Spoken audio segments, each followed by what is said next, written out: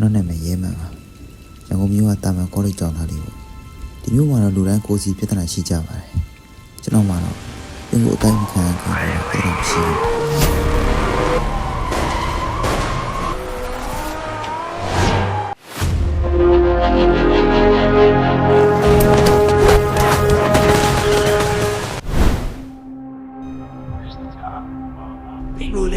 Pingule,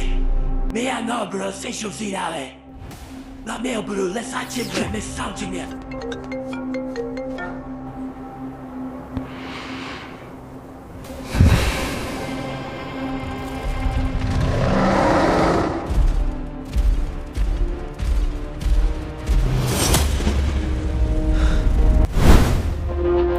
သူ့မျက်လုံးထဲကနာကျင်မှုငါမြင်နေရတယ်သူ့ကိုလက်လွတ်ပေးရတာငါတို့အကြီးမားဆုံးရသူကိုတိုက်ရတော့ပါပဲဒ